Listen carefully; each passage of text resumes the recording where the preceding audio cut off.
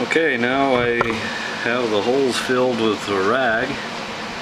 I don't, however, have these holes filled up, and a couple of those are oil supply or drain holes, so you want to be careful you don't get junk down in there as well.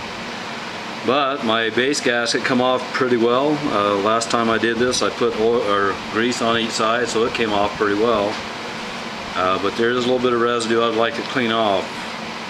Now, the best thing to use, in my opinion, is Scotch-Brite. It's like the plastic pad you use in the kitchen, and I like to use those because they don't remove any aluminum to speak of. I don't have one of those. I forgot to bring one with me. So I've got some very, very fine sandpaper like crocus cloth, and so I'm just going to work to get rid of that residue, and I'm going to pull it away from the middle to minimize the amount of junk that gets into things. And again, you want to be really careful around these holes that you don't get anything down in there. We'll try to use a vacuum later on to pick up anything that we miss. Well, I won't bore you to death as I do this, but it's important you get it nice and clean. Don't take any aluminum, and try not to let any junk get down into the cavities.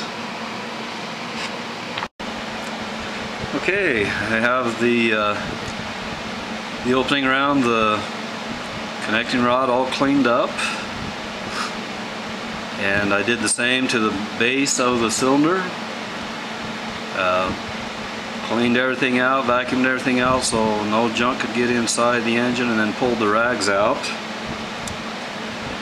Here's the new gasket. You can see it has a bead of sealant all the way around. On the bottom side, only partially a way around, which kind of surprises me. But apparently it works that way, because I haven't heard of any 2010 or newer T-dubs leaking at the base gasket. Okay, so we'll just put it on as is. Again, I was taught to just put a thin coat of grease all the way around. It's kind of a release agent, I would say.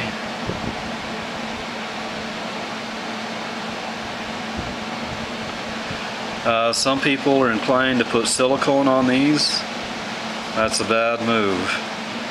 Silicone is a wonderful adhesive and sealant for a lot of things, but the problem is, in this application, when the cylinder gets squeezed onto the crankcase, the excess silicone ends up right around here inside, and that eventually breaks off and goes through the oil system, and sometimes plugs things up and causes oil starvation, so I wouldn't recommend that. Okay, just a very thin coat of grease.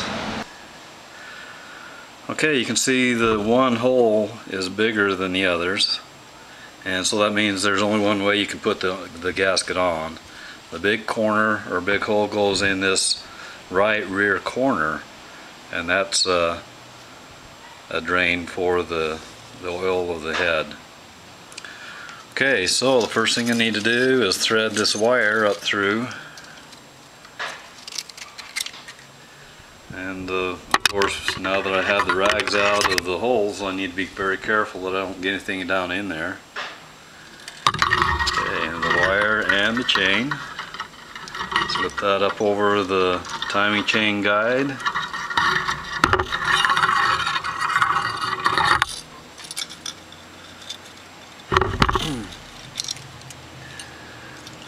Okay, it probably would have been a good idea to put the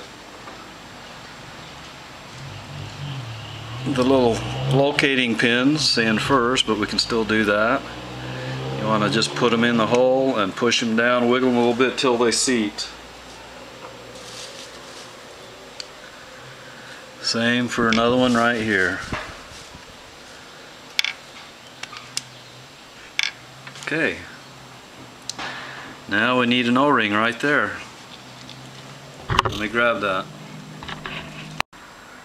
Okay, we want to be careful this doesn't get inside the engine, so just stick it right there It's just slightly bigger than the recess that it fits into, and I think that's to kind of help hold it in place right there.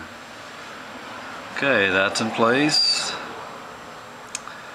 Now we just need to prepare the cylinder and stick it on there.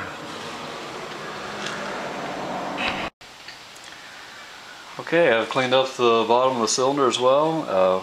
There's a large O-ring that goes around the skirt, and it's not a bad idea to put a light coat of oil on these. I want to be careful that I don't mess with that piston too much. Okay, just sliding right down in that recess, and that's all it needs. Okay, now we might as well go slap it on there.